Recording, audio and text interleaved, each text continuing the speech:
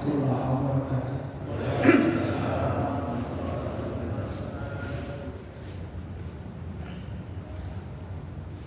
Alhamdulillah alladzi arsala rasulahu bil-huda wa dinil haqq liyudhhirahu 'ala ad-dini kullih wa kafaa billahi shahida. Asyhadu an la ilaha illallah wahdahu la syarika lah wa asyhadu anna Muhammadan abduhu wa rasuluh. Ya ayyuhalladzina amanu taqullaha haqqa tuqatih wa la tamutunna illa wa antum muslimun. Ya ayyuhalladzina amanu taqullaha wa qulu qawlan sadida yuslih lakum a'malakum wa yaghfir lakum dhunubakum wa man yuti'illaha wa rasulahu faqad faza fawzan 'azima.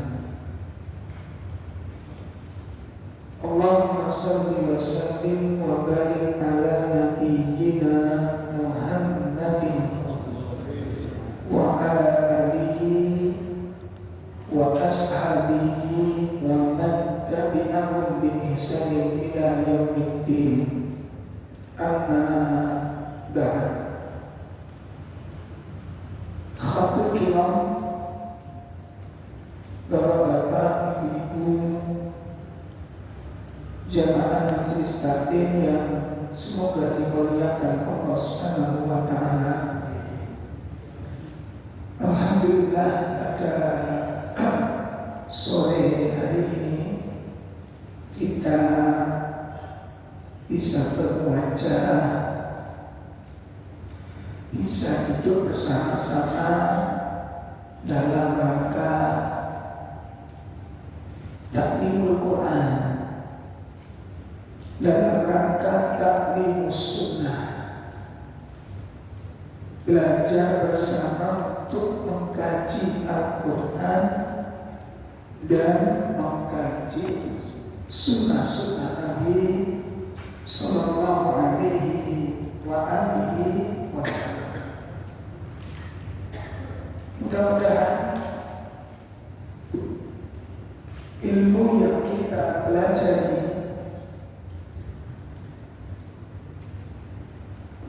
semoga menjadi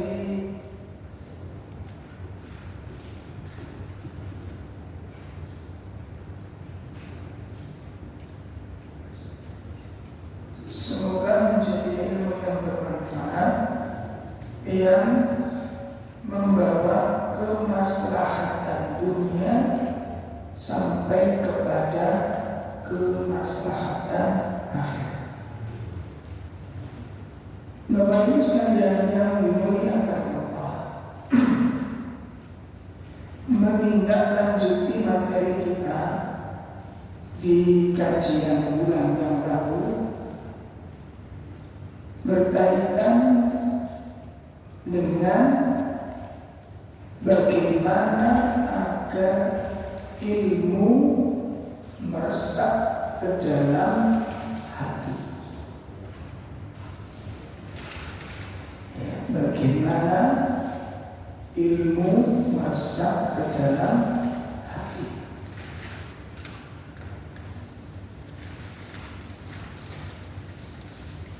Pada pertemuan sebelumnya kita sudah membahas 3 poin. Yang pertama, hendaknya seorang muslim berdoa kepada Allah. Itu yang pertama.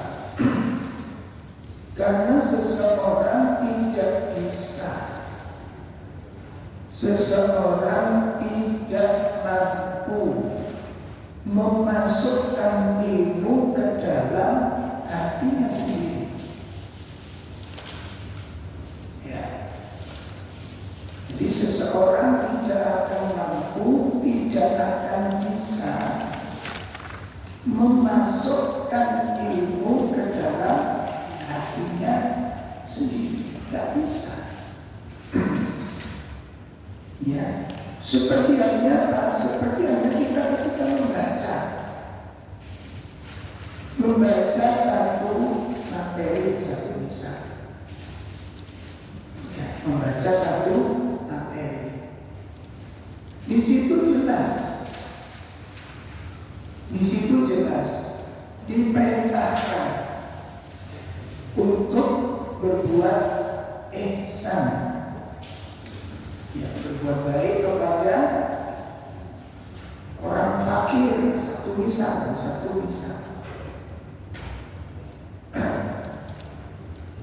Setelah dibaca, apakah orang yang membaca yang sebenarnya dia sudah tahu bahwa salah satu amalan yang paling dicintai Allah itu memberikan makan kepada orang yang butuh makan. Tahu ayatnya? Apakah orang yang sudah tahu baru baca materi pasti mau mengamalkan? Itu berarti ilmunya nggak masuk ke dalam hati,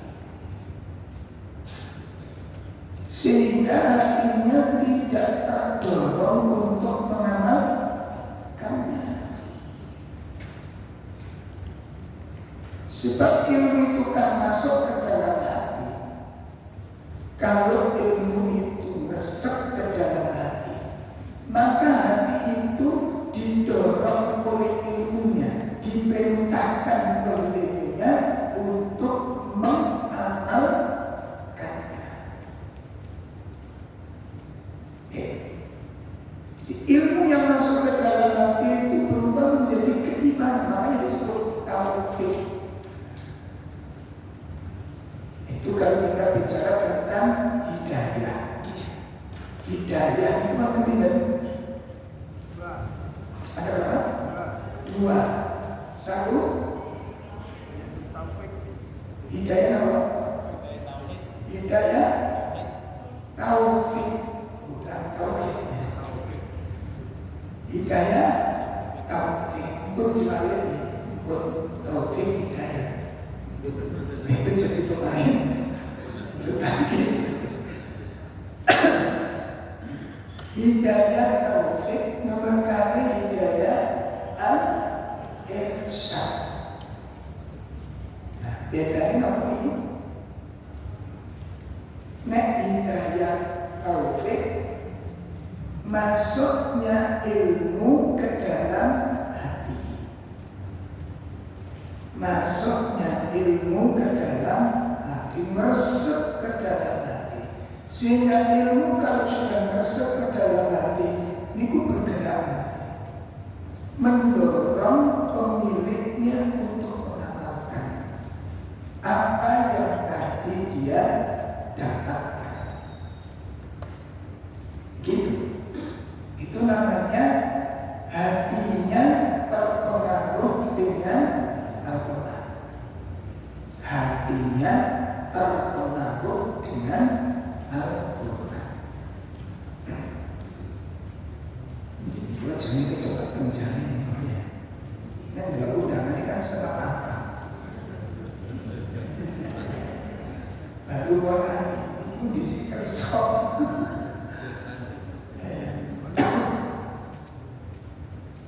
Kita lanjut.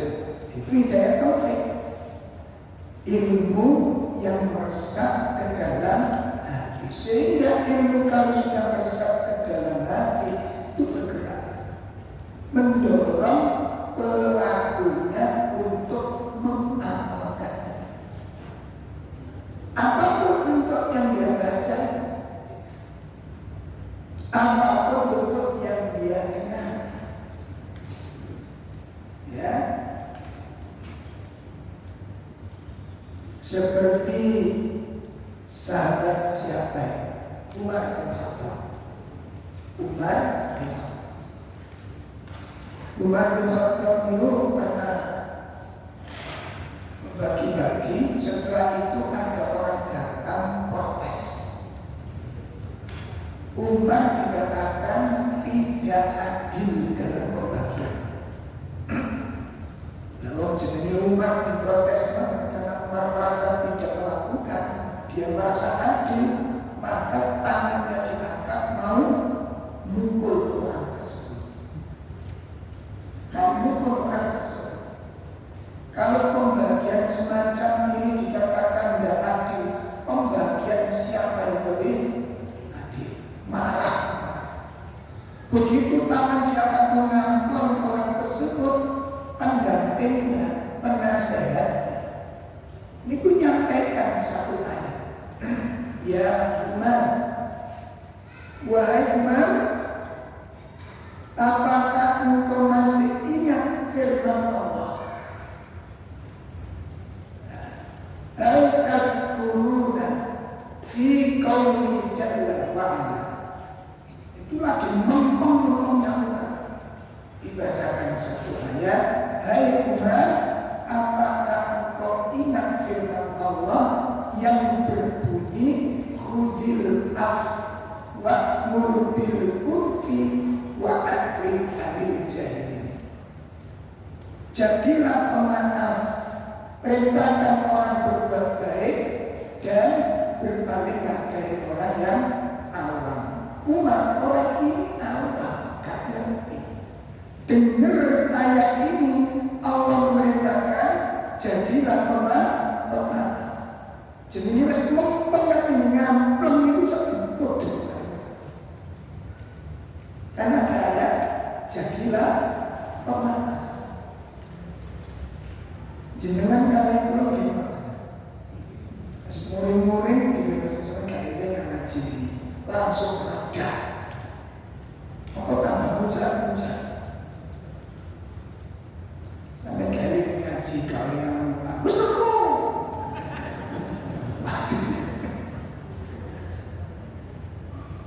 Itu namanya ilmunya belum berpengaruh ke dalam hati. Kalau berpengaruh, jadi ilmu itu membentuk karakter. Itu cirinya taufik. Orang mendapat taufik. Itu hidayah taufik. Lah sedangkan hidayah al-irsyad adalah sampainya ilmu pengetahuan kepada dirinya. Sampainya ilmu pengetahuan kepada dirinya. Contoh, ya, saya sekarang sudah tahu ada makan. Kalau makan itu satu tidak boleh dengan tangan kiri. Itu tahu dia. Besok makan dengan tangan kiri. Berarti dia ngerti ilmu, tapi gak boleh tahu. Paham? Dapat hidayah irsyad, tapi nggak dapat hidayah. Ilmunya tahu, tapi nggak diamalkan. Berarti oleh hidayah ilmu, tapi nggak mendapat hidayah taufik. Taufik itu masuk ke dalam hati, action. Itu namanya taufik. Itu yang jadi yang pertama berdoa kepada Allah SWT agar Allah memberikan ilmu kepada kita. Karena kita nggak bisa masukkan ke dalam hati. Ya sama kita mendengarkan begini, kita ngaji, budal bareng, mulai bareng, terus ate foto, materi foto, hasil, nah apa aneh ya? Kok aneh? Makanya kalau mulai mesti bingung ceritakan bojone. Loh bojoku lu paling ngaji lu berubah. Bojoku kaya. Bagaimana? Iya, kenapa bisa berubah? Apa yang menjadikan berbeda? Penghuni yang foto, statik foto, tempatnya foto, materi foto, budal barang mulai barang kok hasil betul kok. Salah satu penyebabnya adalah niatnya beda. Hati yang menerima ini beda. Itu nomor satu. Nomor kalian apa ini? Ijtihad, bersungguh-sungguh.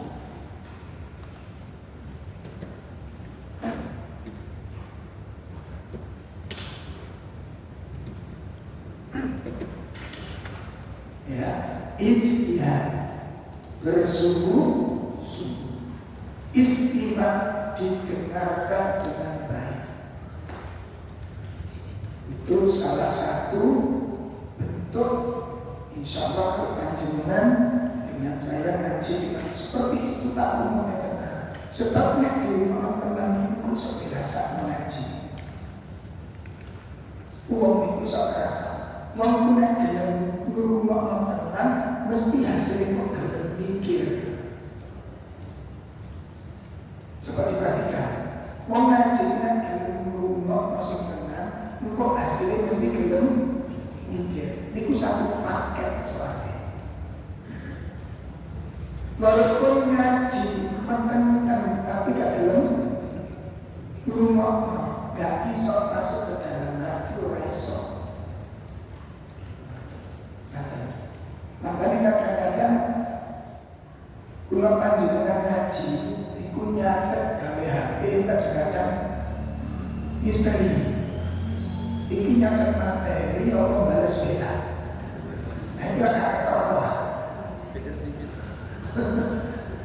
Ya, gak ketawa. Makanya kula biasa memakai satu tulisan ngaji begini, tapi kamu mau baru saya masuk. Maka salah satu kesungguhan di dalam thalabul ilm itu adalah istimewa, mendekatkan dengan baik, bersungguh-sungguh. Itu poin yang kedua.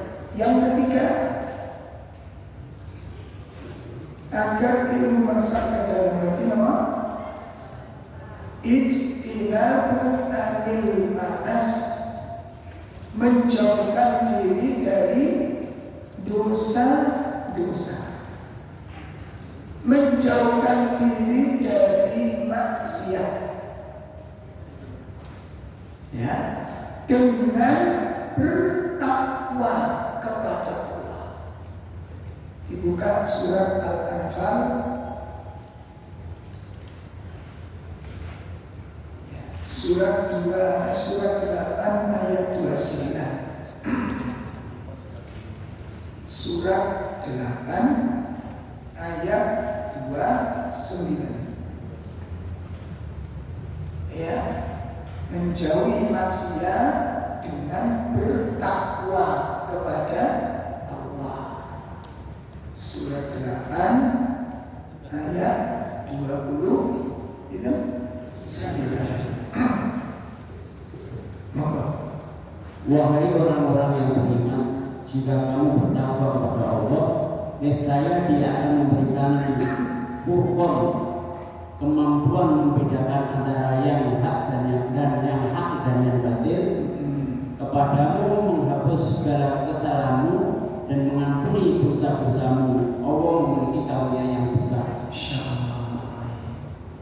Wahai orang-orang yang beriman, ya, jika kamu bertakwa kepada Allah, jika kamu bertakwa kepada Allah, maka Allah akan memberikan kepadamu furqan. Allah memberikan kepadamu apa? Furqan. Apa itu furqan? Kemampuan untuk membedakan. Kemampuan untuk membedakan bainal haq wal batil, antara yang hak dengan yang batil. Iso bedakno rong perkara iki boten gampang.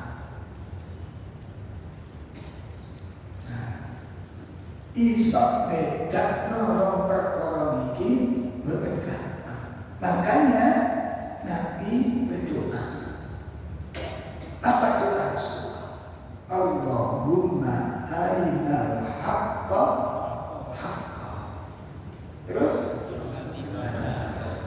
jadi makin cukup yang Allah tunjukkan kepada kebenaran, tak cukup.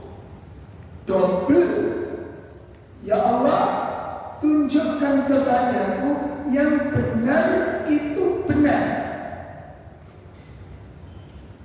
Gak cukup kalau tunjukkan kepadaku yang benar. Gak cukup. Tunjukkan kepadaku yang benar itu benar.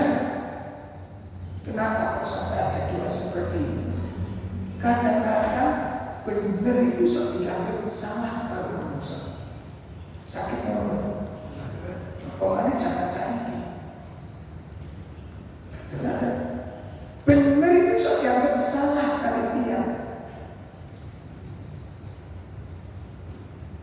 Setelah itu doa yang kedua apa? Warzuqna ittiba. Berikan aku kemampuan untuk mengikuti kebenaran. Jadi bukan cukup ngerti kebenaran, tapi Nabi nyuwun setelah minta diberi petunjuk, mengetahui, mengenal kebenaran, minta supaya mampu mengamalkan kata. Wong ngerti bener itu kata, sing gelem lakoni iku sing titik.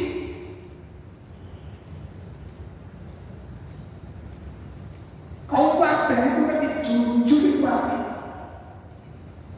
Tapi sing jujur itu gak gitu. Sing jujur itu saya tidak elek. Kerja kok jujur. Ini kan jujur itu elek. Bojok itu sih. Sebab ada dalil di Indonesia itu jujur hancur itu dalilnya orang Indonesia.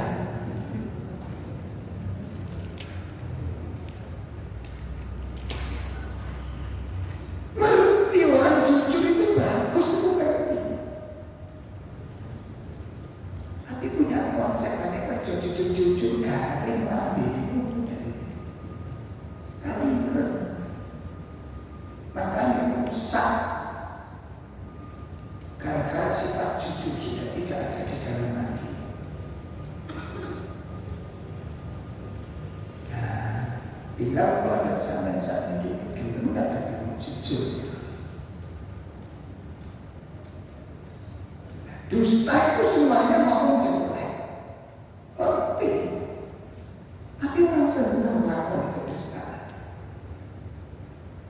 Lo biasanya becuk, penggawaannya becuk, ngerti nggak becuk itu? Bukti kan hasil becukan di becuk uang.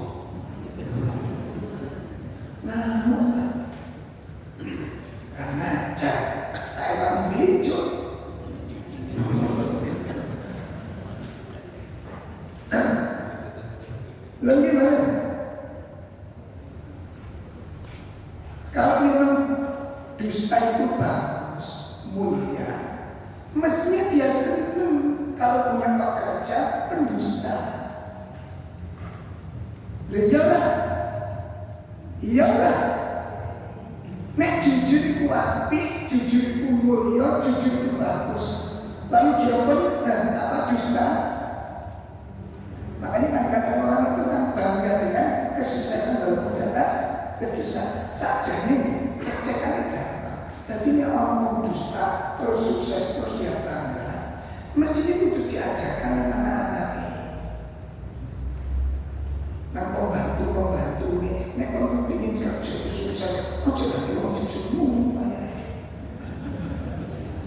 kayak juragan, juragan sosok kita ini, itu gara-gara jujur. Makanya orang pegawai itu ojo jujur ngomong ya. Jadi pegawai ini diajari. Jadi mengikuti juragan nih. Oh juragan soking gara-gara gak jujur. Mestinya kan itu diajar. Ini anjing itu api. Paham? Jadi gue nama pembantu karyawan nyolongan itu sewenang tadi. Alhamdulillah, waktu kerawat. Wayai.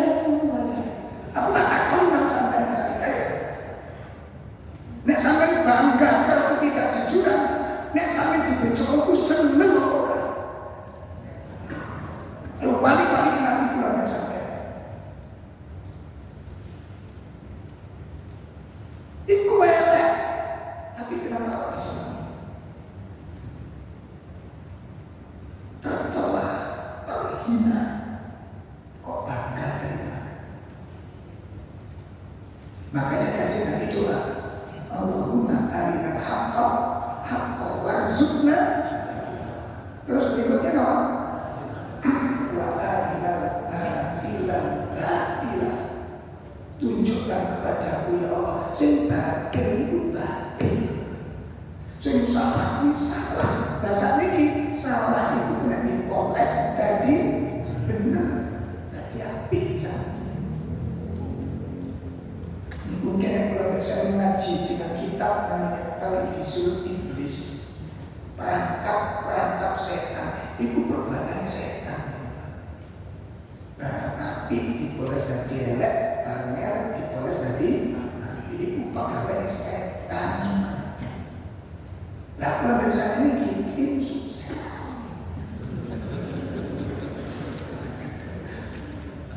Setan kan tidak tahu jadi pelaksana, saya itu cuma terancam awal sampai mempengaruhi. Setan itu tidak tahu, tapi pelaksana itu tidak tahu. Jadi kita itu ya, setan itu cuma di sini sama dipengaruhi gelem orang. Nah, gelem tak bodohnya lain juga. Nanti kalau waktu dihisap itu, waktu debat, setan pun bisa. Aku kan cuma ngejar. Nah, salahmu.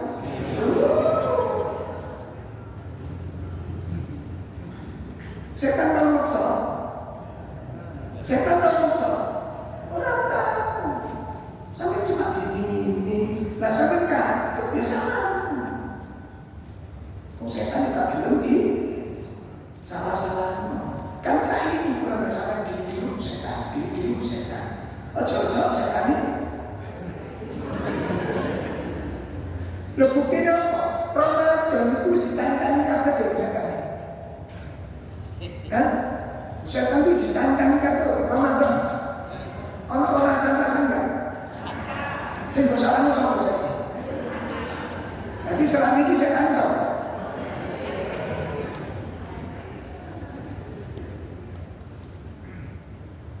Jadi setan asal. Jadi jauhi maksiat. Maksiat itu kata Imam Ibnu Qayyim. Pertama, dampak buruk dari maksiat. Dan Imam itu mengkapai maksiat, semengkar maksiat, maka hatinya tertutup, sulit menerima nasihat. Ngaji modelo materi apapun, retorika yang disampaikan dengan cara apapun, itu disampaikan ancaman seksual, yoga penting. Disampaikan pentingnya amal-amal untuk mendapatkan surga, yoga penting. Itu ciri-ciri hati yang sudah tertutup.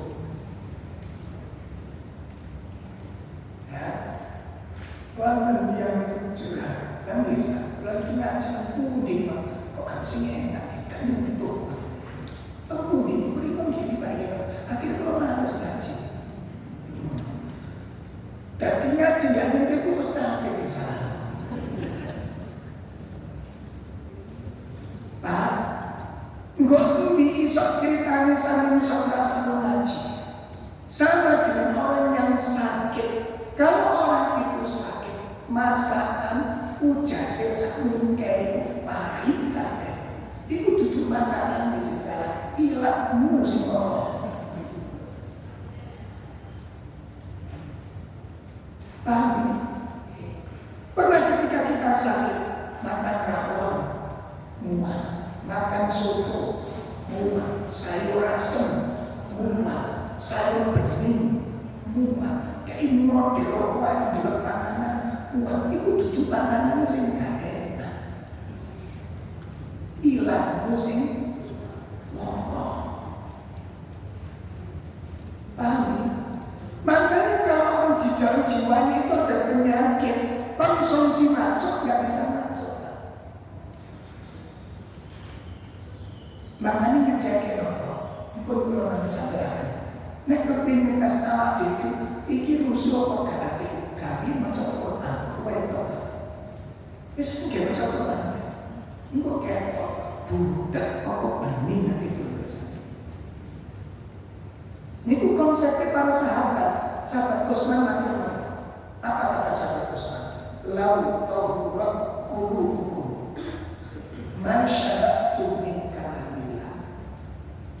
Kalau hatimu bersih, kamu tidak akan kenyang dengan firman Allah. Kalau hatimu bening, kamu gak gampang kenyang dengan Al-Quran. Artinya kok, ini hati kita mesti baca Quran, ngomong kajian, ngomong nasihat usul, kurang. Soalnya hatinya bening. Maka itu saya baca Quran. Baca Quran kok selalu terus kegeri-geri.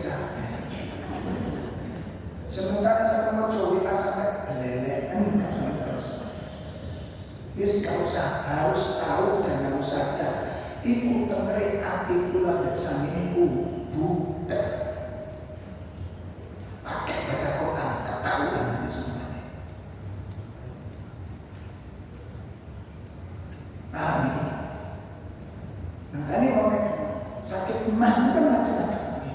Ini sakit mah itu dulu pakai mana kesampai, dia memang tinggi keselesaiannya, untuk main semakin tinggi kayak pada sendok, disuruh mual, tambah nemen kayak sak sendok mual, tambah nemen kayak tok tanganan mual. Tapi punya penyakit mati. Nah penyakit hati juga begitu. Nah penyakit hati masih ringan, rumah mengaji itu seorang senengi, tapi gak sesuai. Ngaji suwe-suwe patut deh. Ayo bilang gak percaya saya. Utuhan jawab amin, amin, amin, amin. Aslinya kan nabi yaro. Ya, makanya kalau ini isi kajian Walimah atau terawih biasa itu kayak leren pakai seri juga apa enggak bikin rumit apa dia alhamdulillah. Nah itu kayak emak. Ada lagi yang penyakitnya lebih dalam lagi. Begitu dapat undangan pengajian itu langsung mual-mual. Itu sudah tipes itu berarti. Bon, itu yang ketiga, bersihkan diri dari maksiat. Yang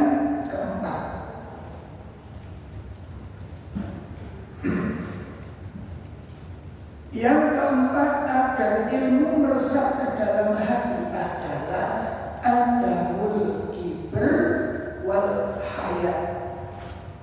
Hilangkan sifat sombong dan rasa malu untuk belajar. Hilangkan sikap sombong dan sikap malu untuk belajar. Kenapa? Dua sifat ini menghalangi orang gak nambah-nambah ilmunya. Dua sifat ini dikatakan oleh Imam Mujahid.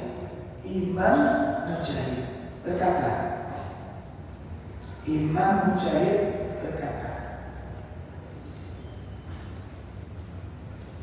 la yata'allamal ilm, seseorang tidak akan diberi tambahan ilmu. Kata Imam Mujahid, seseorang tidak akan diberi tambahan ilmu jika memiliki dua sifat. Jadi kalau diri seseorang itu ada dua sifat, orang tersebut sulit bisa menambah dan tidak akan diberi oleh Allah ilmu hatinya. Tidak akan diberikan ilmu oleh Allah. Apa dua perkara tersebut? Yang pertama adalah al-kibar, sombong. Al-kibar, kesombongan. Yang kedua, sifat malu untuk belajar. Malu untuk belajar. Itu nggak akan nambah-nambah ilmunya, nggak nambah-nambah. Pun sekarang kita akan pelajari definisi sombong. Apa yang dimaksud dengan al-kibr? Al-kibr itu kesombongan menurut bahasa. Adapun kibr menurut syariat, sombong menurut syariat, itu adalah yara nafsahu fauqa ghairi. Dia memandang dirinya itu berada di atas orang lain. Dia memandang dirinya ada di atas orang lain. Fi sifatil kamal, dalam sifat yang sempurna. Jadi kalau ada orang menganggap dirinya berada di atas orang lain, berarti dia memiliki sifat. Kenapa? Karena dengan adanya rumongso ada di atas orang lain, lebih mulia, lebih utama, lebih soleh dari orang lain, secara otomatis orang itu meremehkan orang lain. Itu otomatis itu. Makanya Nabi mengisyaratkan ciri orang yang sombong, tanda orang sombong niku wonten kalih. Ada dua ciri, ada dua tanda-tanda kesombongan. Yang pertama, batalul haq, nolak kebenaran. Nolak kebenaran. Makanya ini ngaji lagi, ya, kalau kita belajar ngaji, disimak dulu. Kalau ilmu itu ada sumber yang bisa dipertanggung jawabkan, walaupun tidak cocok dengan kita, baik itu untuk perintah maupun larangan, nomor setunggal sikap orang itu diterima dulu. Tadi itu, tadi Pak. Sikap orang itu kalau dapat ilmu, dan ilmu jelas, sumbernya jelas, referensinya jelas, bisa dipertanggung jawabkan. Kewajiban seorang muslim apa? Terima disik. Soal engkau iso lakoni dan tidak bisa mengamalkan, itu nomor dua. Diterima dia, yang benar begitu, begitu caranya. Maka diakoni dulu, diterima dulu. Itu kebenaran. Memang begitu, cuma saya belum bisa mengamalkan. Itu beda nanti dengan orang yang dari awal sudah menolak. Itu saya soal yang meninggal itu tidak benar. Contoh, ya, amalan-amalan sunnah itu kan sebelum kita ngaji hadis itu banyak yang tidak kita ketahui. Gitu. Contoh, makan, minum panas itu ada larangan, tidak boleh ditiup. Kalau disebut, dulu kita belum ngaji, makan rawon, makan soto, makan bakso, mesti. Jadi panganan itu enak kita waktu panas. Nah, supaya nggak kepanasan, sebab nih panas-panas itu, yuk kan lagi. Lagi tak? Nah, supaya nikmat dengan antara panas dengan dingin jadi setengah buku, caranya dia di situ. Ternyata Nabi melarang. Ini kan semua itu ciri-ciri Muhammadiyah. Ciri-ciri salafi. Oh, ya senang. Gak ngerti. Sing larang itu duduk Muhammad.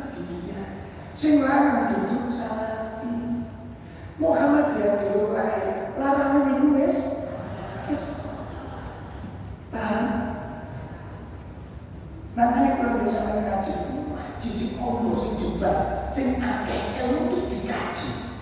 Jadi enak menghadapi persoalan.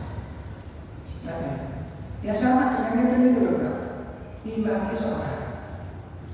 Nek krungu imam maca Fatihah, Bismillahirrahmanirrahim.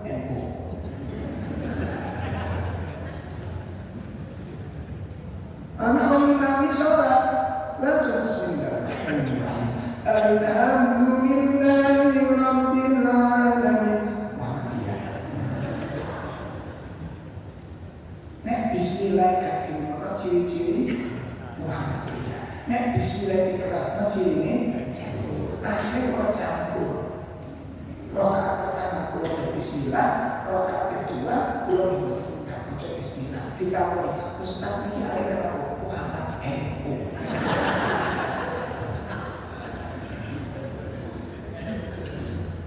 Ayo asal kamu. Makanya ngaji yo.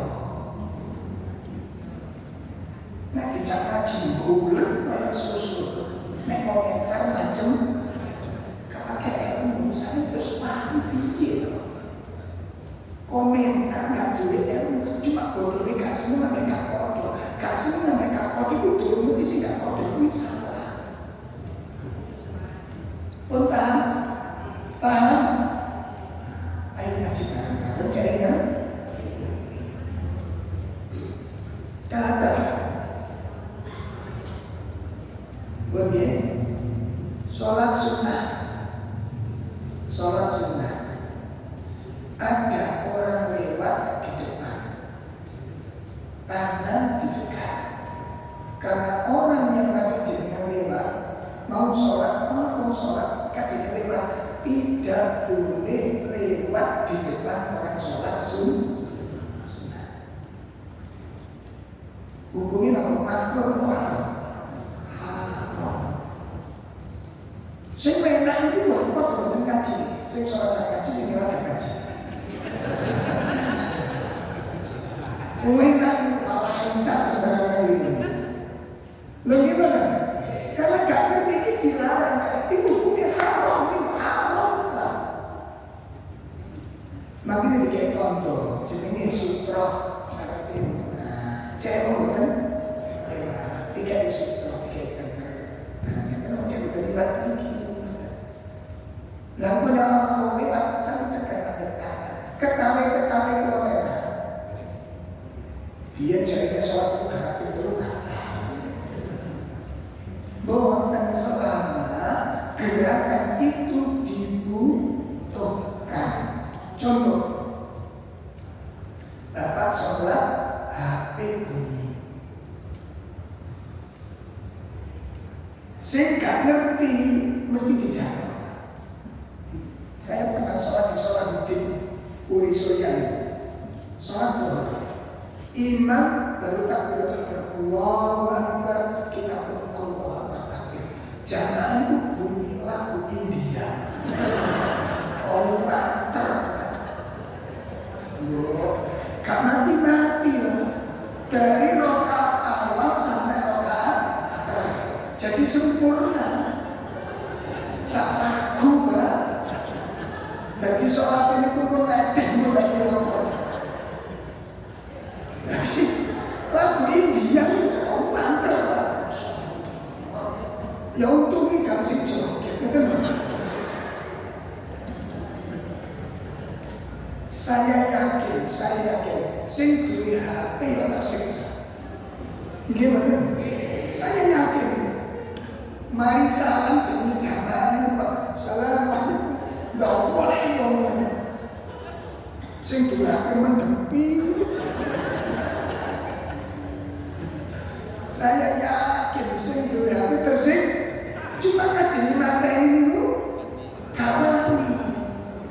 Gak tahu lagi. Boleh. Sing penting aja diterima. Untuk disi aku sholat dari awal.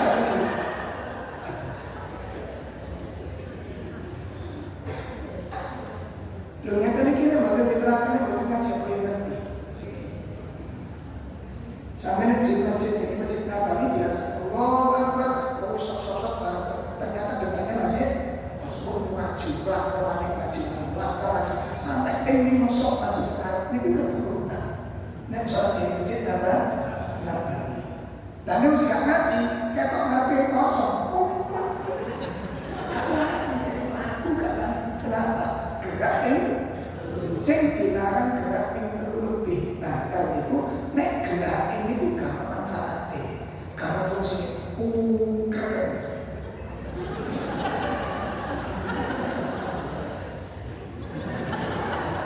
musim dosa.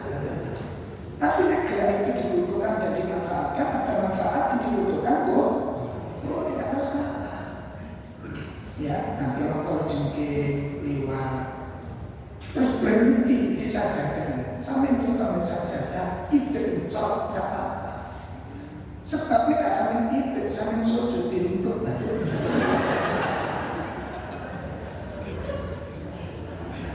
Boleh lah, boleh.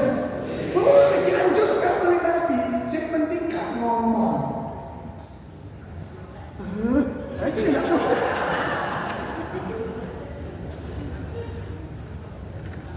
Yes, berapa sen? Dan ini kurang kajian, kurang baik. Itu punya alasan, punya dasar, sumbernya jelas, wajib diterima. Soal esok pelakon, besok pelakon nomor 2. Sebab ketika kita tolak, padahal itu benar, itu berat, sangat berat. Satu, dengan menolak suatu kebenaran kita sudah mengikuti jejak iblis. Dosa pertama kali yang terjadi itu kesombongan. Sebelum ada syirik, sebelum ada zina, sebelum ada dusta, sebelum ada pengkhianatan, dosa pertama kali terjadi adalah sombong. Pelakunya siapa? Iblis. Kembali. Berat kesombongan itu. Menolak sesuatu yang jelas kebenaran itu berat risikonya. Dibuka surat 7 ayat 40 dan 41. Surat 7 surat Al-A'raf ayat 40-41. Sesungguhnya orang-orang yang mendustakan ayat-ayat kami dan menyombongkan diri terhadapnya tidak akan dibukakan pintu-pintu langit bagi mereka, dan mereka tidak akan masuk surga. Sebelum kita masuk ke dalam lubang jarum, demikianlah kami memberi balasan kepada orang-orang yang berbuat jahat. 41. Bagi mereka tingkat itu dari api neraka, dan di atas mereka ada selimut api neraka. Demikianlah kami memberi balasan kepada orang-orang yang zalim. Perhatikan, ini berupa hukuman di akhirat. Jadi orang sombong itu dunia akhirat mendapat siksaan. Ya, yang nggak percaya ini coba alami. Nah, enak tak cemilin itu barangkali oleh itu. Ya, sampai tolak boleh silakan. Mau kembalinya kepada siapa? Kepada diri sendiri. Nah, jadi dunianya mendapat siksaan-siksaan dari Allah. Akhiratnya mendapatkan adab-adab yang mengerikan. Kita baca dulu dari adab-adab akhirat. Di 2 ayat ini ada 4 ya, yang sudah disediakan oleh orang-orang yang sombong. Ya, Allah mengatakan sesungguhnya orang-orang yang mendustakan ayat-ayat kami dan menyombongkan diri, menolak kebenaran yang ada, menolak perintah, menolak larangan. Ya, maka satu, perhatikan, la tufattahu lahum abwaabus sama. Pintu-pintu langit tidak akan diterima. Maksudnya apa ya? Ketika orang yang sombong ini nanti mati, roh itu roh itu ketika dicabut oleh malaikat, begitu keluar itu langsung diambil dengan cepat, langsung dimasukkan ke dalam kain kafan. Kalau yang mati itu orang yang durhaka,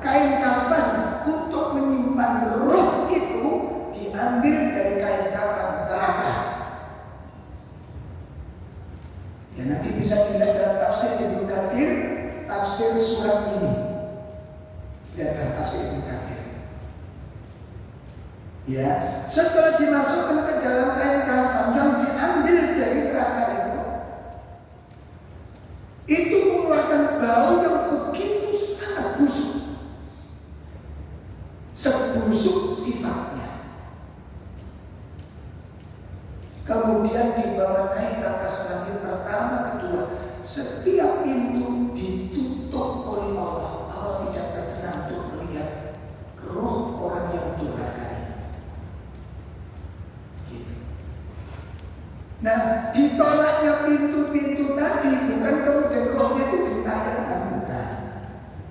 Roh itu dikembalikan kepada jasad, dilemparkan dari langit pertama ke jasadnya. Itu waktu pelemparan sudah diikuti dengan siksaan-siksaan sampai pada jasadnya.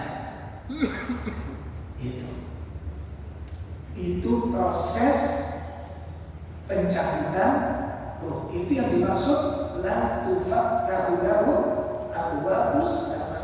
Rohnya tidak dibukakan pintu-pintu dari pintu pertama sampai pintu ketujuh tidak diizinkan oleh Allah untuk dibuka.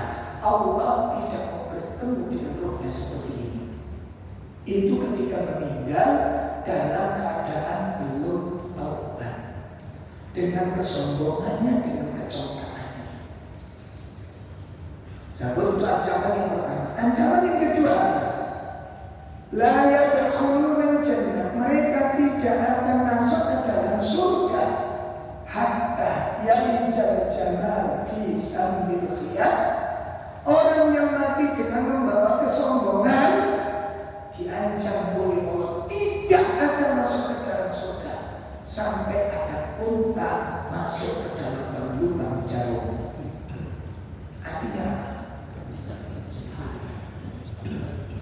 kenapa? Allah sangat benci dengan kesombongan. Kenapa? Menungso itu diduduki pun di dalam buat arai, bukan pantas. Menungso ditinggal itu dikira pun dikira dari arah mana saja, gak pantas dikatakan sombong. Wong sombong itu kan biasanya orang sebagai alat nyumbung. Gimana? Coba nyumbung atau ilmu pinter ilmu ulama sampean. Ilmunya berapa? Nggak punya ilmu, dikit ilmu kita itu. Dodo sokinya nggak ada. Cerita-cerita soki-soki sampai langsung kalah. Enggak. Saya berkontak cerita anak aku berulang itu jatah aku 2 juta, sesitu 2 juta mesti ditransfer. Enak tuh sampai, ya alhamdulillah ya sama kuat. Terus sampai Mas, Cak, kebetulan aku pas butuh 2 juta, sekurang kamu di mana? Saya ngomong, makanya kalau mungkin kamu sore sama Jawa luar, engkau tes. Utang mau 1 kali dan langsung marah ya. Gayamu untuk segini.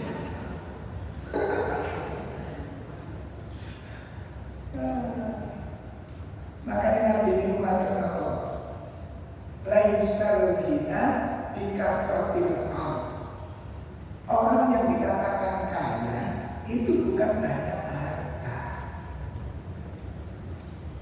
Duduk sing usaha di kono diusaha, kok mau cerita? Oh, saya enggak cerita begini. Gimana? Mari cerita disambati. Menurut jenenge apa? Jadi kok ulama al-jubri.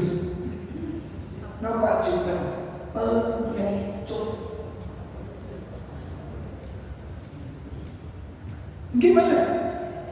Mestinya kita soke aku tangan juga balas, aku rana. Cukup aku soke mau saya sama bisa cerita di mana itu sekurang kami. Ilmu ini sengkuni. Pengecut banget ini. Sih, bicara gentle banget. Gentle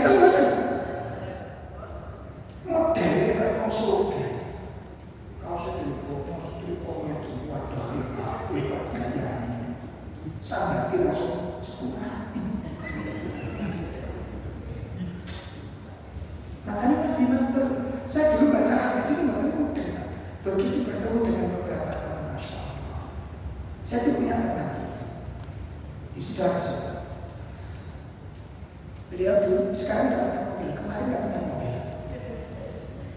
Di rumah sendiri infak itu ada 6 kotak infak. Sampai nggak tahu mobil. Ada kotak infak lebih juga sebenarnya. Beliau nggak punya mobil waktu itu. Kotak infak di rumah itu 6. Karena saya pikir di rumah beliau. Sekali ngambil itu kadang-kadang 2 bulan, itu 4 juta, 5 juta. Beliau di kotak beliau, kita lihat ada masjid itu, ada kotak masjid itu 2. Rumah Quran itu 2, sosial 1. Terus satunya lagi itu kayak dakwah. Itu 6. 2 itu saya pesan, gue beda kotak mana, kayak mana. Saya terus. Terus teman-teman jangan itu menyambut beliau itu jangan boleh. Ya diterima, kembalikan itu kan diterima, nyawa itu diterima. Tapi dikembalikan. Kan saya waktu ke rumah beliau itu ada apa? Ada teman-teman datang, kok mau doa, ya tak pikir kerjasama.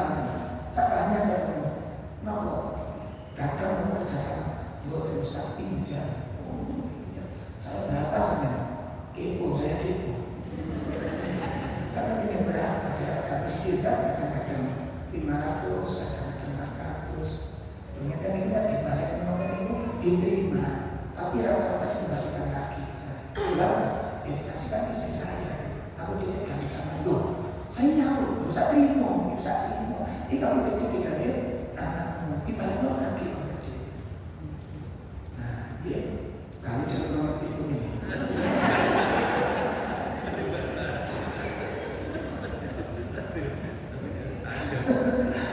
Ya Allah, mau terbiasa ke sana. Oh, ini sakit dulu, sudah biobat. Terus katanya mau dia itu obat. Apa sakitnya? Apa dikeluarkan? Beliau obat. Lu nyata nih dulu bapaknya dia meninggal. Tahu ini kira-kira sendiri. Merasa umur mulai sampai mati itu tahu mulai sampai kiamatnya. Apa bersyukur? Ayo dibikin mati-mati.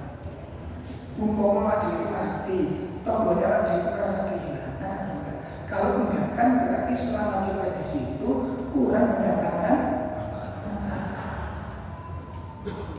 Gimana? Yes, boleh langsung utang-utang ya. Nah sekarang apa hubungannya antara kesombongan dengan meresapnya ilmu? Sekarang kita akan lihat dampak buruk dari kesombongan di dunia. Dampak buruk kesombongan di dunia. Balasan hukuman dari Allah bagi orang-orang yang sombong di dunia. Pertama,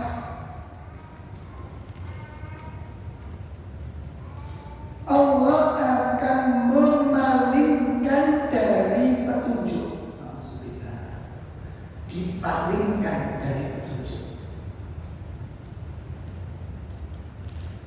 karena kesombongan.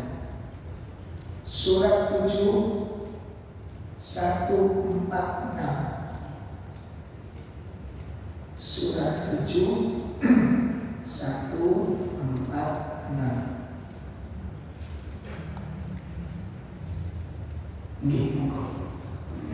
Akan aku palingkan dari tanda-tanda kekuasaanku orang-orang yang menyembunyikan diri di bumi tanpa alasan yang benar. Kalaupun mereka melihat setiap tanda kekuasaanku, mereka tetap tidak akan beriman kepadanya. Dan jika mereka melihat jalan yang membawa kepada petunjuk, maka mereka tidak akan menempuhnya. Tetapi jika mereka melihat jalan kesesatan, mereka menempuhnya. Yang demikian adalah karena mereka mendustakan ayat-ayat kami dan mereka selalu lengah terhadapnya. Itu hukuman dari Allah. Akan kami palingkan dari petunjuk kami. Ya, akan aku palingkan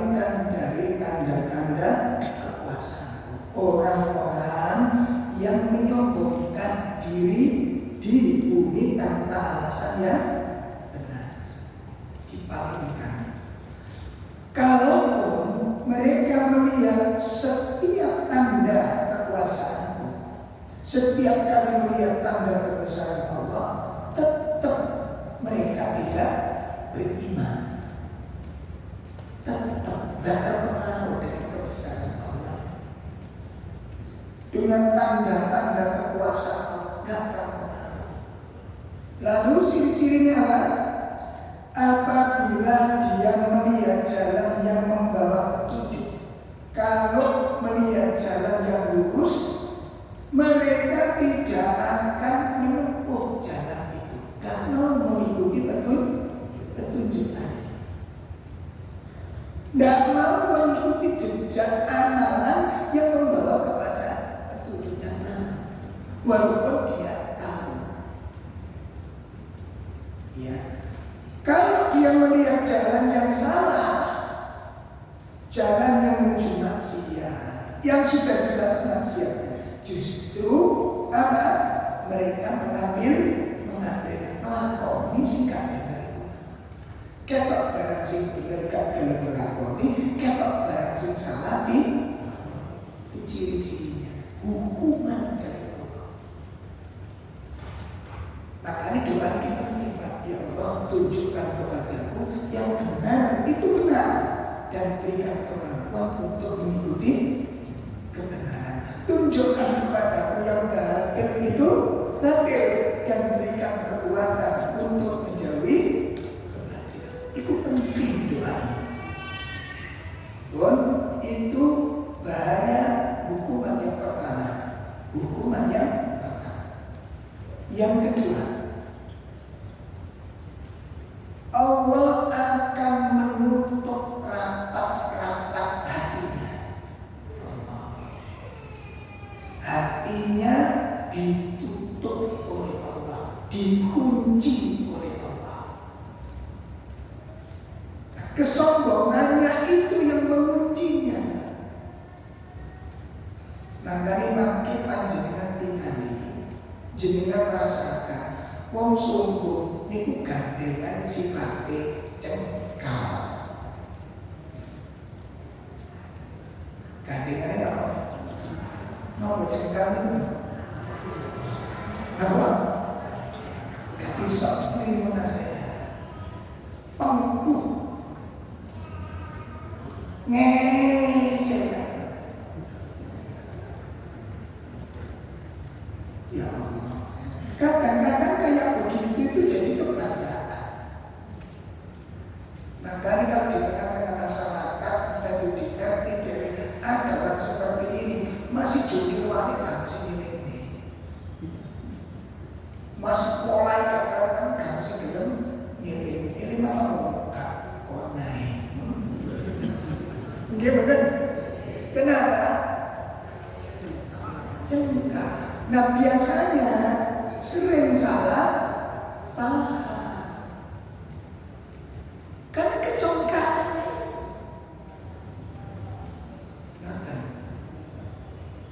Dan itu menjadi figur-figur yang tidak baik yang demikian. Mari kita simak surat Al-Mu'min, surat 40 ayat 35. Iya, Ghafir dengan mukmin itu sama. Ayat 35. Iya. Surat 40 ayat 35. Yaitu orang-orang yang memperdebatkan ayat-ayat Allah tanpa alasan yang sampai kepada mereka.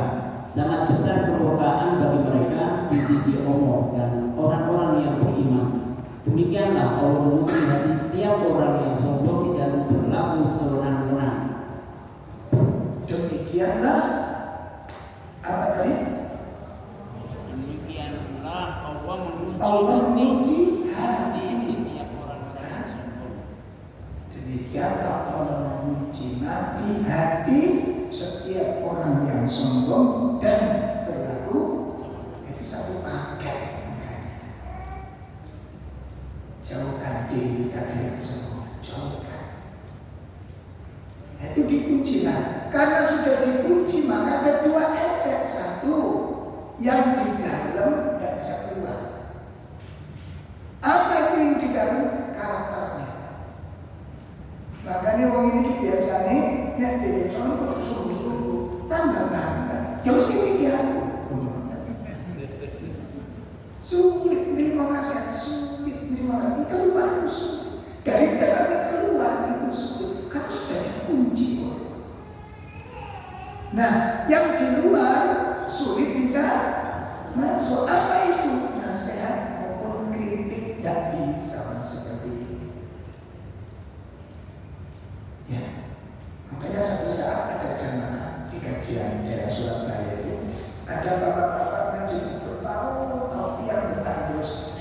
Saya bilang, mana gocengannya? Maksudnya kok yang bertandus ini duduk kan? Luar biasa ada istri. Kenapa kok kita diajak ke rumah ya Ustaz? Dikadang pelan-pelan, mungkin sakit, bujuk pulau dan sakit. Tidak bisa kena-kena, betul sakit.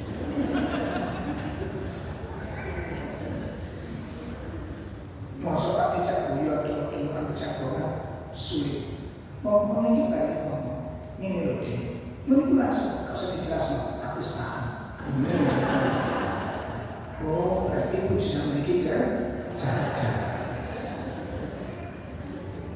Loh, gak cerdas gimana? Belum dijelaskan. Ini kalau ikut cerdas sama juara tingkat 1. Soal 1 saya langsung. Turun kita tulis.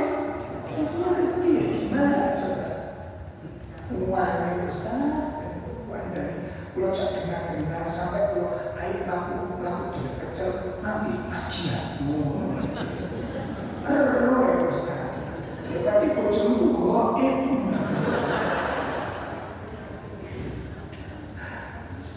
Oh kadang keras hati itu namanya ini. Apa obatnya Ustaz? Tuh kok presto.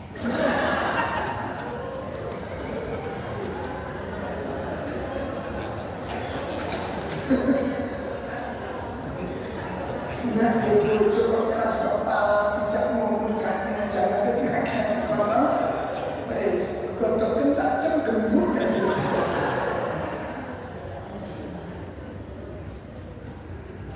doa sudah doa kepada Allah. Doa kepada Allah yang menyembuhkan dosa-dosa kita, dikasih pasangan sing cerdas.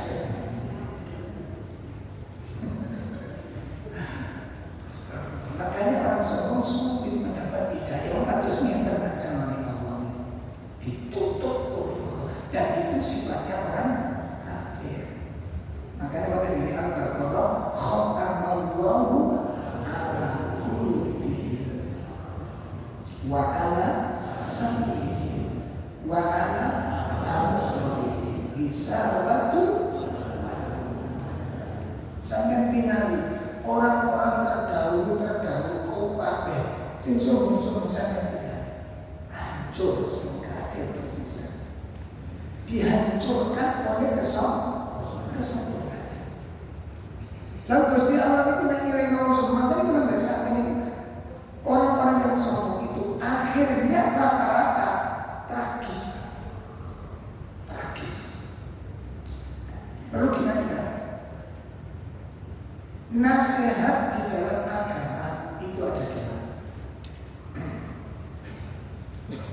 Nasihat di dalam agama itu ada kali. Satu disebut nasihat syariah. Nasihat syariah. Yang kedua nasihat karunia.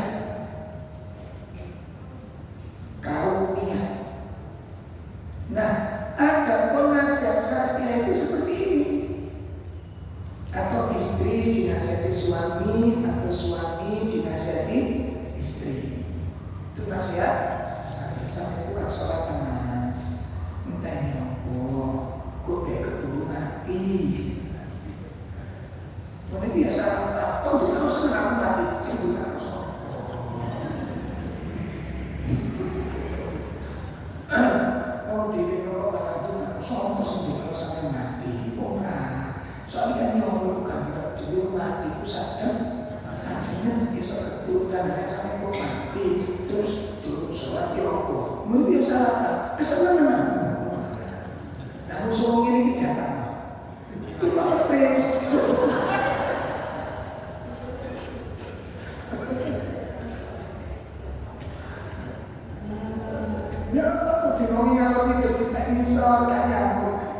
kiwa kan dino kene salah. Makanya musuh ini berat. Itu namanya nasihat syariah. Seperti kajian-kajian ini dengan khutbah Jumat itu namanya nasihat syariah. Berupa nasihat ketua-ketua, mengingatkan, menjelaskan, itu nasihat syariah. Nah, terus yang kedua tadi apa? Nasihat kaumnya. Apa itu nasihat kaumnya? Nasihat kaumnya itu nasihat yang datang dari Allah berupa peristiwa. Berupa peristiwa. Itu menyakitkan. Itu menyakitkan. Kenapa? Karena adanya teguran dari Allah, peringatan dari Allah berupa hukuman. Entah dibuat hatinya bocor, entah ususnya yang membusuk, entah kena stroke, entah dan macam-macam. Intinya adanya sebuah peristiwa dan itu menyakitkan. Entah ditipu orang, ya, atau kedoliman dari orang lain. Nah, itu teguran-teguran dari nasihat kaum. Makanya adanya sebuah musibah la'allahum yarji'un, supaya orang itu mau kembali. Lah mau nek dhewe karo omongan gak kena, mesti dhewe karo peristiwa. Pasti sudah. Coba kita nanti disuruh sholat, enggak dipaksa karo Allah dengan, enggak dengan sholat. Lama kita nggak berpikir menyebut nama Allah, dinasihati oleh Allah. Akhirnya nama Allah disebut, sudah sholawat, sudah takbir. Kenapa? Sudah melihat peristiwa. Bukti beliau singkat tahu sholat ternyata iso ada.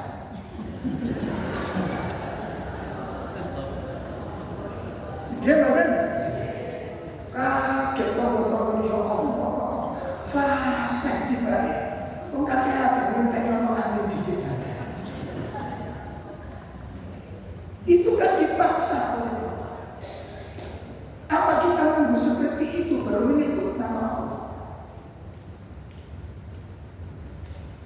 Pun, ternyata kalau kayak kata coba, dadi orang sing sembuh, dadi orang sing nanti sakit ujungnya sakit. Kenapa? Allah maksa. Pasti itu, jika percaya boleh dicoba mau. Mungkin belum tadi berita juga.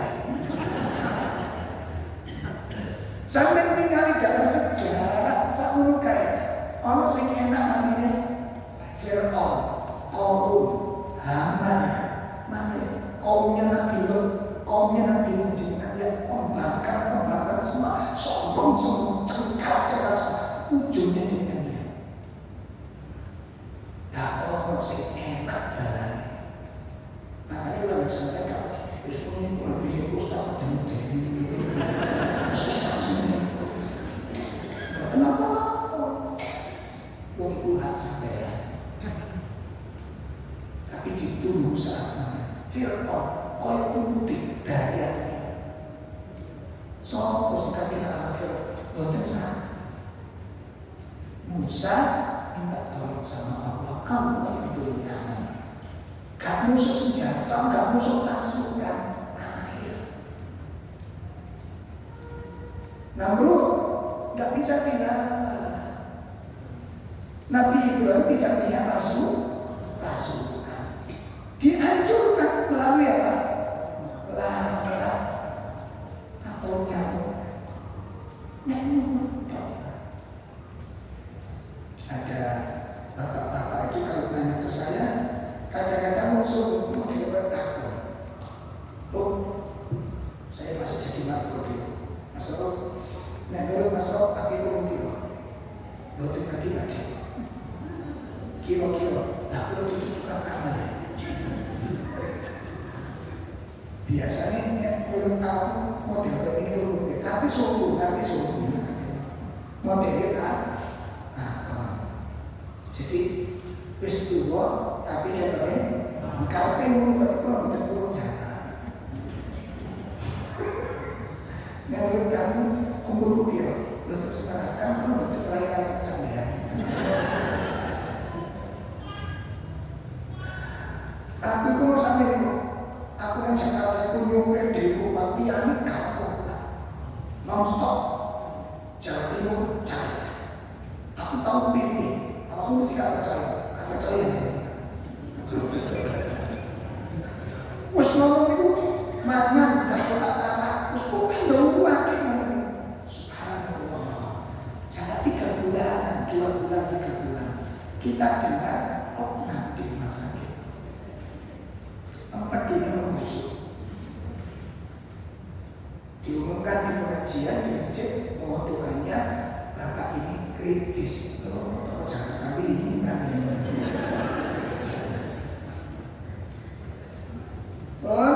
Setelah itu kritis ternyata pulang sehat walafiat sehat, tapi pun pucat putih saya. Datang ke masjid, cerita sudah beda. Sering di Jakarta kok langsung uang buka usaha subuh.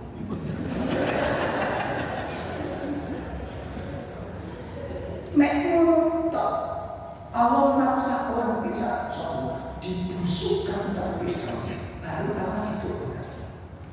Itu cara Allah melembutkan.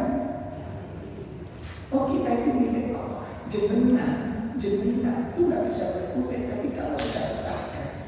Yang membuat kita segar, sehat walafiat, sakit tidak berdaya, sampai yang membuat kita nangis tertawa itu Allah, bukan kita.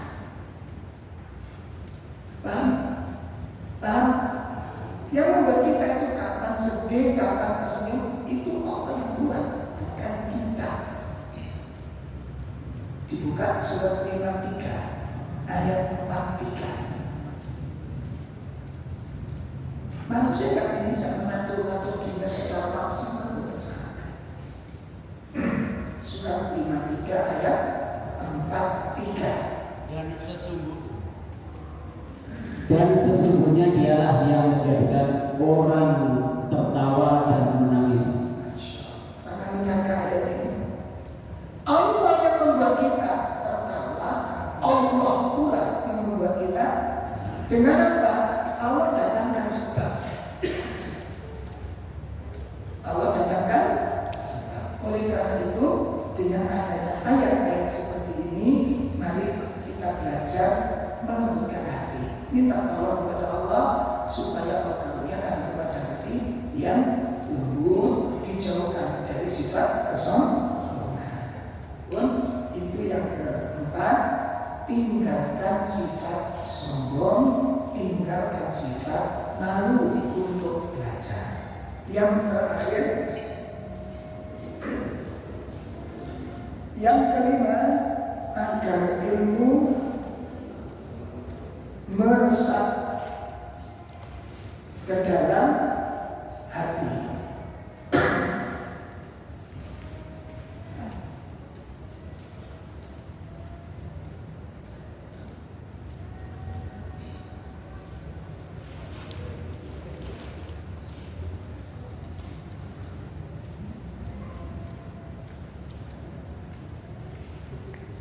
Yang terakhir, yang kelima adalah al-ikhlas. Bapak Ibu, luruskan niat di dalam mencari ilmu. Luruskan niat dalam mencari ilmu ini.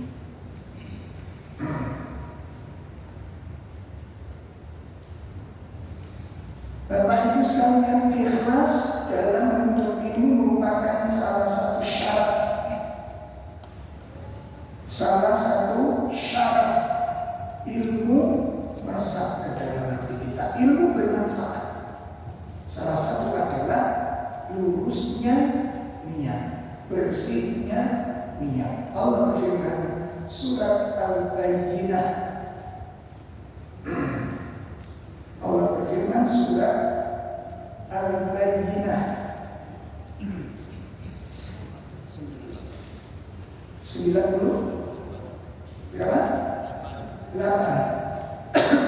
ayat 5.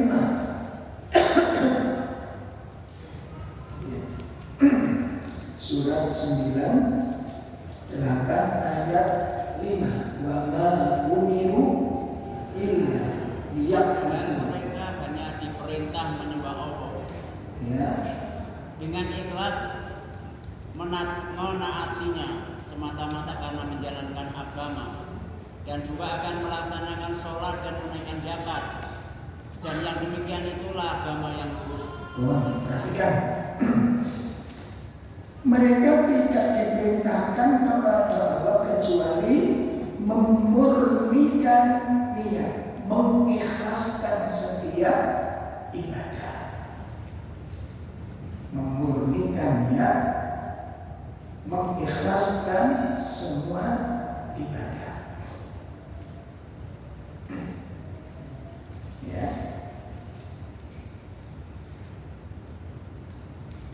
Nah, Bapak-bapak, Ibu-ibu sekalian yang dimuliakan oleh Allah, ikhlas di dalam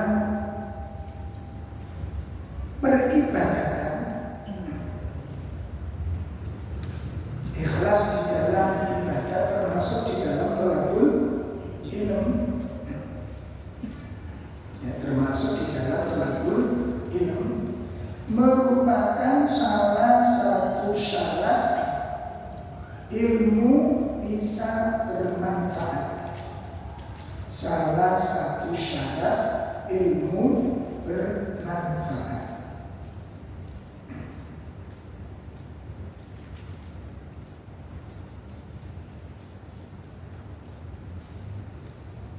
Nah, adapun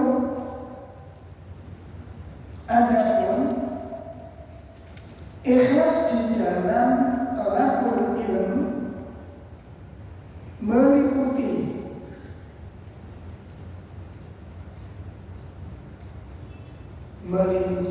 satu, jadi lurusnya dalam mencari ilmu ditotong ya, diniatkan pada beberapa niat. Satu, niyatu antakuna lillahi wa intital awamiri. Niat di dalam mencari ilmu itu adalah satu, niat karena Allah dan dalam rangka menjalankan perintahnya. Itu pertama, mencari ilmu satu, niat karena Allah dan karena menjalankan perintahnya. Itu niat pertama. Yang kedua,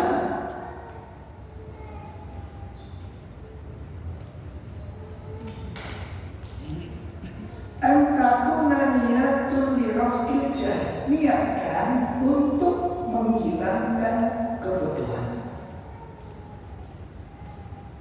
Niatkan untuk menghilangkan kebodohan. Saya tak belajar biar kebodohan saya hilang.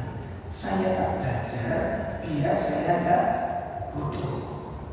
Ojo aku bodoh apa seperti aku pintar. Iku keliru. Aku bodoh apa seperti aku yang penting bayar sampai biru saja. Aku koyok bapak. Bodoh apa seperti dibayar putih sampai melot sisa. Aku koyok bapak. Bodoh apa seperti wakilnya 70-an. Pernah dengar kalimat itu kan? Pernah dengar? Semuni dugi. Kok iso bodoh rapokon itu dugi pundi? Dugi pundi? Sampai punya prinsip ini loh kondi.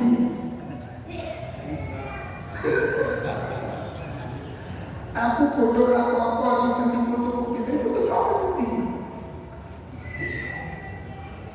Sampai ke bodoh seneng ora? Hah? Saja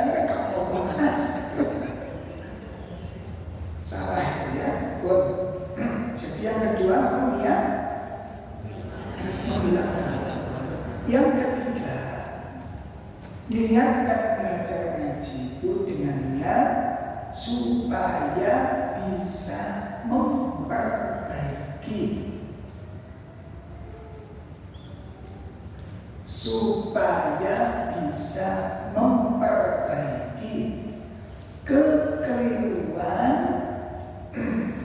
kekeliruan orang-orang yang di sekitar kita. Tiga yang jadi bahwa niatkan agar bisa memperbaiki kekeliruan orang-orang yang ada di sekitar kita. Dan itu biasanya gak punya ilmu, orang lakoni salah kayak ini. Kalau satu untuk mencopotan di koma, sampai pulang di sini mesti lancar. Saya ingat waktu ngajar PBG dulu, ada anak kecil yang protes. Kenapa sih kalau saya hidup pusat rokok mesti banyak yang salah? Padahal kalau disimak nama sama apa itu lancar. Ya, dia gegetin sini nih. Pikir aku sih, ya sih mbahmu sih salah gitu. Ayo coba bu, saya nggak ngerti tajwid, putusannya maca Quran. Ya apa mbak, lancar. Gimana? Mana putune tidak diulang apa lemane? Diulang macam-macam, ada doa supaya mandi, ada nasihat tidur. Saya mbak ingin dengar doa supaya mandi. Bismillahirrahmanirrahim. Ya Allah pinter.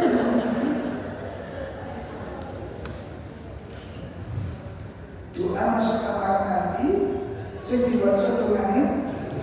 Makanya di kamar mandi gak betul-betul.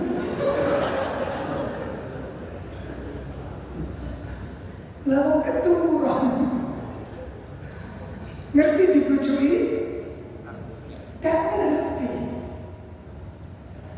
Lu ini kalau kopi.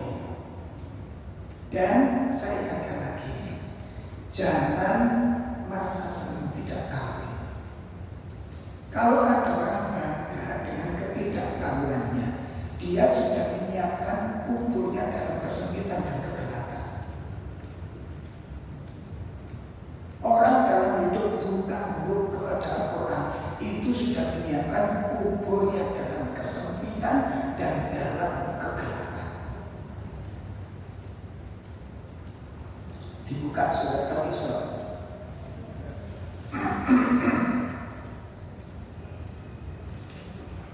Al-Isra 72 17 72. Jangan senang-senang, berat. Buta huruf dari agama berat.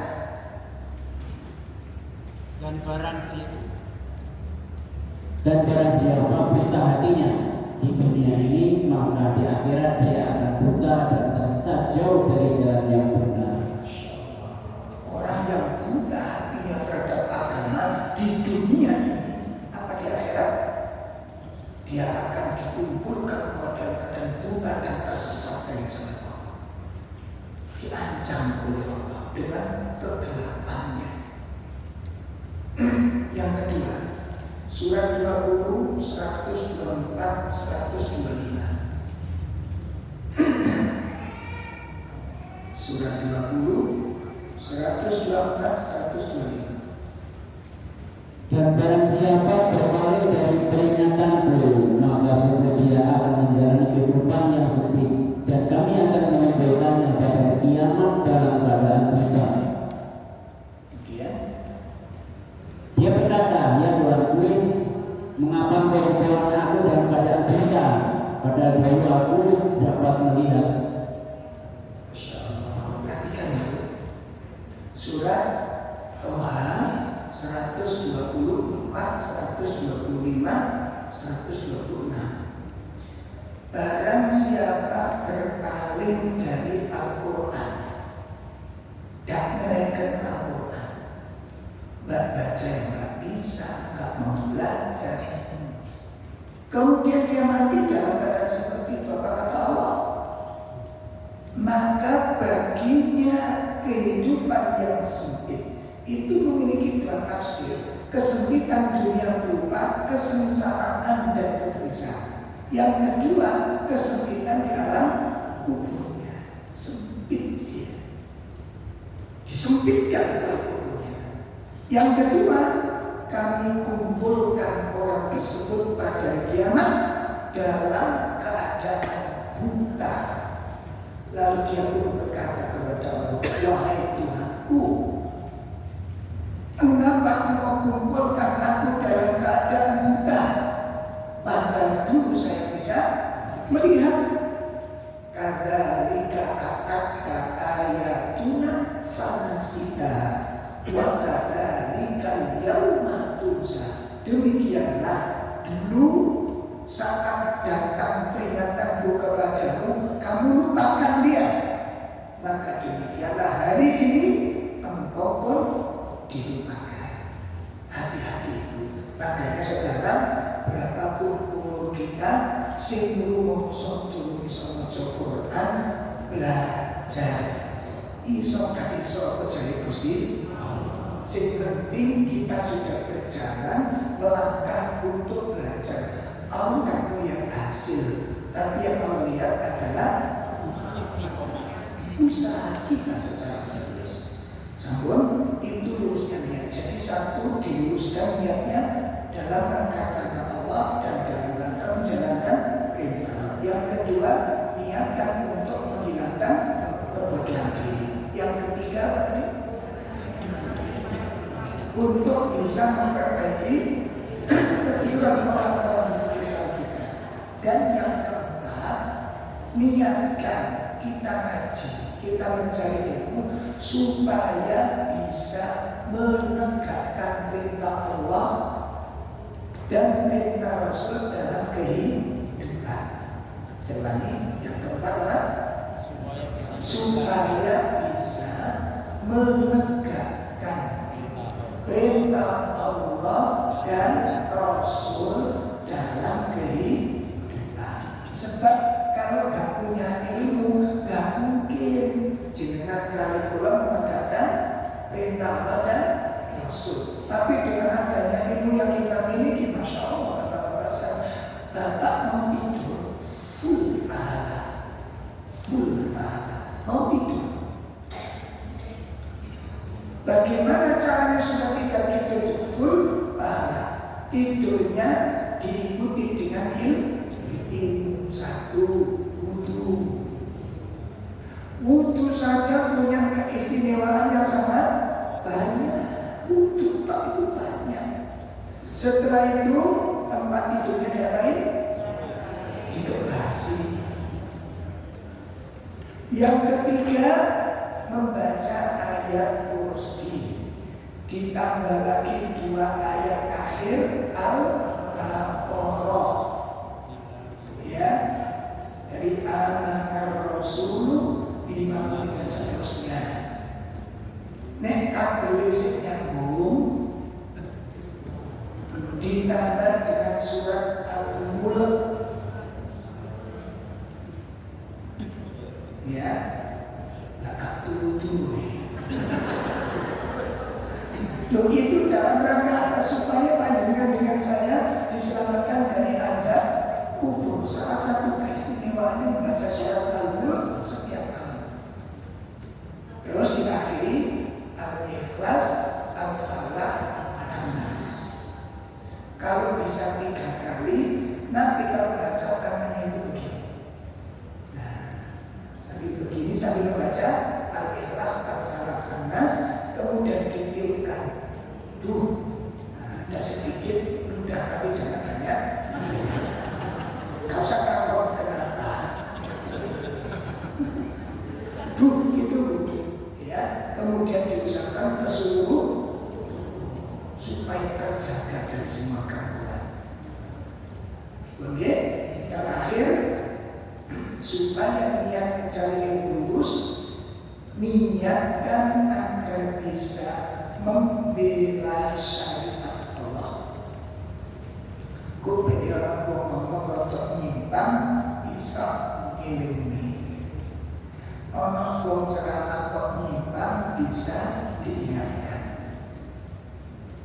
Nah, ibu, bapak, inilah 5 sebab agar ilmu meresap ke dalam hati. Bulan berikutnya nanti kita musyawaratan kira-kira judulnya apa nanti.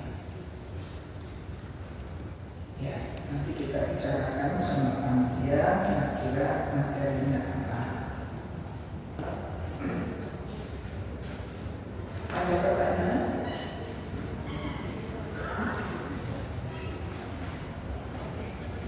Ada ibu? Saya kira cukup.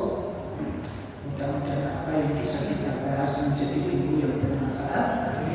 Jadi 5 poin tadi apa? 1. Niat karena Allah, niat karena berdoa. Yang kedua, bersungguh-sungguh.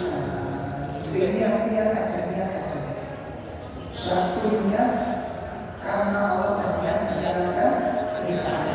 Yang kedua niat menjalankan perintah. 3 niat memperbaiki kehidupan orang di sini. Yang keempat, supaya bisa menegakkan perintah Allah dan Rasulnya. Yang kelima, Membela. pesan terakhir, jangan sekali-kali niat ngaji untuk mendebat orang lain. Jangan ada niatan aku tak boleh dalil, tak ngaji, ikut saya debat orang lain. Ini merusak niat. Tapi walaupun nanti kita debatkan orang tidak ada yang bisa mengalahkan Anda, kita bukan manusia, diancam oleh Nabi. Barang siapa mencari ilmu untuk berdebat, mencari ilmu untuk bakar-bakar dengan ulama, barang siapa melakukan perbuatan ini, apa kata Nabi? Fannar, wanar, neraka dan neraka tempatnya. Semoga Allah menjaga kita dan semoga pertemuan kita sore ini menjadi pertemuan yang dirahmati oleh Allah Subhanahu wa taala. Kita cukupkan. Wassalamualaikum warahmatullahi wabarakatuh. Subhanallahumma wa bihamdika